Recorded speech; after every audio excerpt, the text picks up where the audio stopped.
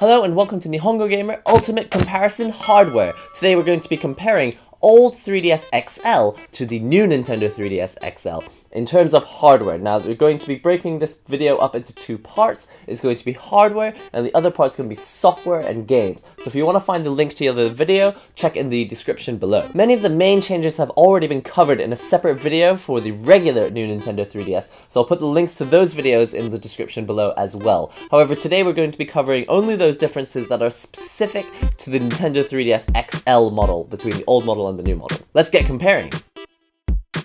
The old Nintendo 3DS XL was 156mm long, it was 93mm tall, and it is 21.5mm thick. Contrast that with the new Nintendo 3DS XL, which is 160mm long, it is 93.5mm tall, and it is 21.5mm thick. You can really not see the difference. So when I match them up here at the bottom, you can see it is ever so slightly, just 4mm longer that way, and it is ever so slightly, just half a millimeter taller as well. The old 3DS XL was 336 grams, and the new Nintendo 3DS XL is 329 grams. That means that the new model is ever so slightly lighter, but you really don't notice, so I would say that the difference is entirely negligible. You won't find that it is significantly lighter than the old model. The new 3DS XL looks almost identical to the previous 3DS XL. In design-wise, they really are almost exactly the same, apart from the fact that they are a different size, and also the new model comes with a metallic finish by default, whereas this is a launch 3DS XL, and it came in a matte white finish. But other than the design changes, like the fact that they've got extra buttons on the new model, and there's also, the hand strap is in a different place than it was before, apart from that, the general design is almost exactly the same as it was before. Also, you can see the cameras are a little bit smaller on the new model. They looked a little bit more prominent in the previous model, and they have been reduced in size. The enclosures for the cameras have been reduced in size on the new model. Build quality has not changed a lot on the new model, apart from feeling a little more professional. I would say that it's pretty much the same as it was before. You can see that it still clicks open on the old model, and on the new model clicks open in much the same way. Perhaps not quite as clicky, it's got a slightly softer feel to it, but it is still the same kind of quality. I don't feel like the screen is going to become flappy or fall apart or anything, like it's quite solid. Also, I'm very happy to see that this is gone. I was never a big fan of these flappy SD card covers. I always felt like they might break, or that if you're gonna have a nice electronic product that it shouldn't have flappy bits on it, and the new model has done away with that because the SD card is a micro SD card and it is hidden inside this back cover. The previous model did have two positions on the hinge right here so that you could have it in a flat mode. You could also sit it down a bit more like a laptop, and the new model is exactly the same. It still has that same plain mode, and it also has this laptop mode, which is more or less the same angle. It looks like it might be slightly more acute, but more or less the same angle as before. Let's have a look at some of the hardware changes on the outside. Now, if you remember, there was a game card slot here on the top of the original XL model, and it is now gone on the top of the new model. It has been moved down to the bottom of the unit. There are now two extra shoulder buttons where there were none before. There is a ZL button here and a ZR button here. They are side by side to the original L and R buttons. You can see the shape has changed a little bit as well. The old model has larger L and R buttons that were a little softer to press, and the new model has slightly clickier buttons they have less travel to them. So the previous model went down pretty far. The new model has a slightly clickier feel, as do the ZL buttons and ZR buttons as well. The charging port on the LL was here on the side. On the new model, that is in the middle because the game card slot is gone. There was an infrared port here as well, and that is still available on the new Nintendo 3DS XL, but it is slightly moved in, and now it kind of matches the placement of the wrist strap. There was a wireless switch here on the old XL model, and that has now disappeared from the new model. You will have to access your wireless settings from a software menu in the new Nintendo 3DS XL. The old XL model had an SD card slot here, which you to access by pulling this flap. However, that is now gone on the new unit, and you will have to undo these screws in order to access what is now a micro SD card slot on the inside of the device. The power button also has a new home. You can see it is almost flush with the front of the device, but it does jut out by maybe half a millimeter, so you may press it by accident, but in general I think you probably won't have any problems, whereas the previous power button on the old XL was actually inside the cover, so there was no chance of accidentally pressing it. With the removal of the wireless switch also went the indicator light that has been moved to the front of the device. There is now a row of 3 indicator lights here,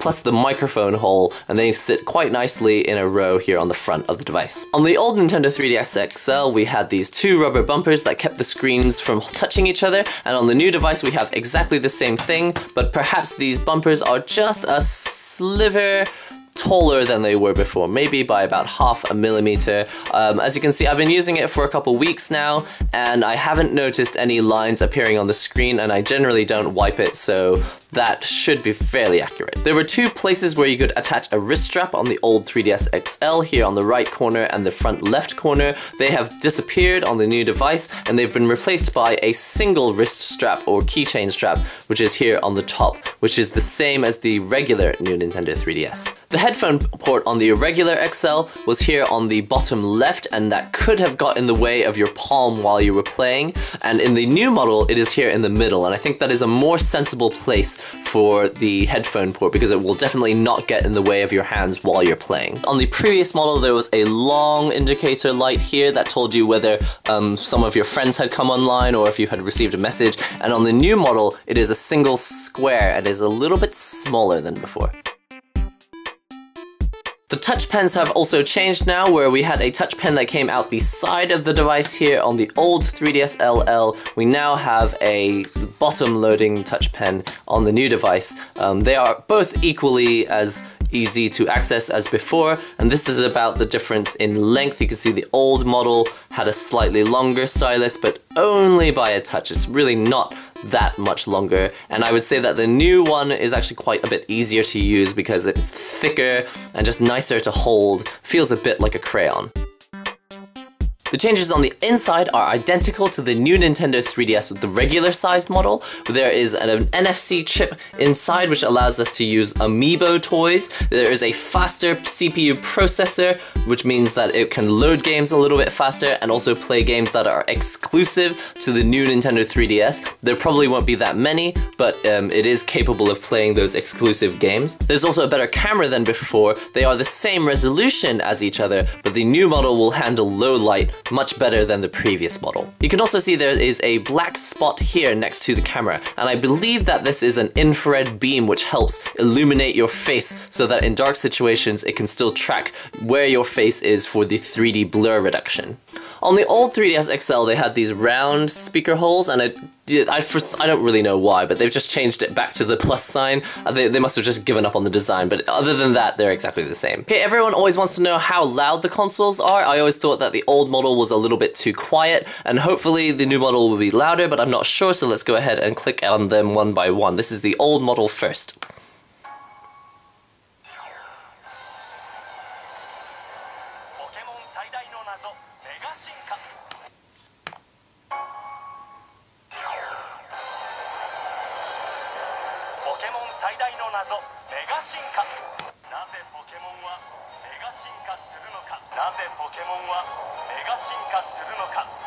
You know what? Actually, the new model does sound quite a bit louder. Not significantly louder. They're both still very quiet, but I would say that the new model is actually noticeably louder.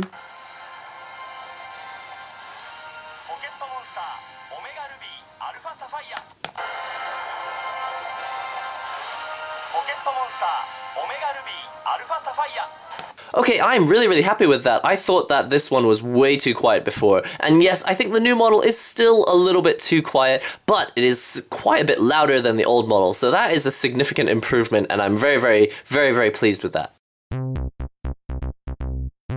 The screen sizes are identical to before. They are still 4.88 inches diagonal and 4.18 inches diagonal on the lower screen. The volume slider has been moved. It was here on the side of the device, and you couldn't actually see it or know how loud it was before you actually checked the side of the device. And on the new device, it has been moved up to the upper screen. So you can see here that it slides up and it slides down, and actually it's quite slow and it's quite tactile, and when you get to the bottom, it clicks in place.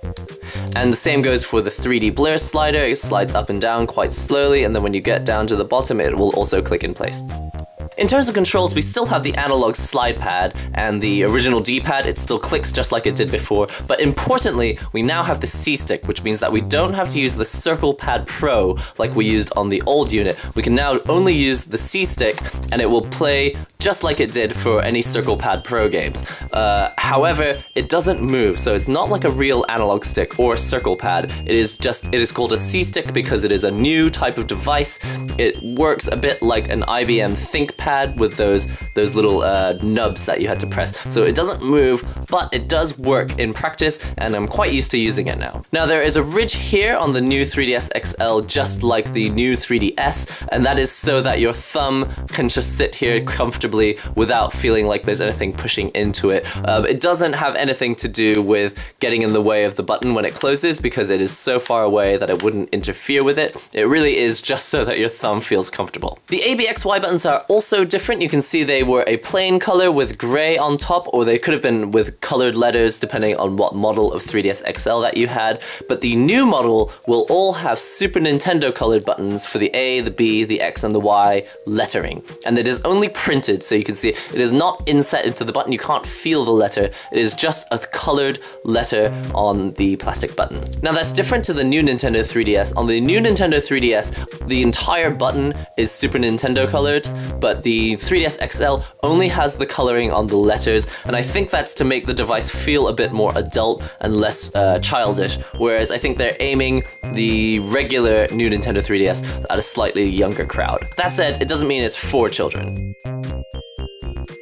The home button has also changed. There's a single home button here at the bottom of the screen on the new Nintendo 3DS XL, whereas on the previous model we had this long strip of slightly weird buttons. I didn't like pressing them on the old model, and I didn't like pressing them on the XL model either. On the new model, it is just a small understated button. It stays out of the way when you don't need it, and it's very, you know that you've pressed it. It has a really good click to it. You also have a start and a select button here, and that is a lot like the Nintendo DS Lite in design. So they're very easy to access here on the right side. Battery life has also changed. The previous Nintendo 3DS lasted for about 3 to 6.5 hours of battery on a single charge, whereas the new model, in theory, will last between 3.5 to about 7 hours on the battery.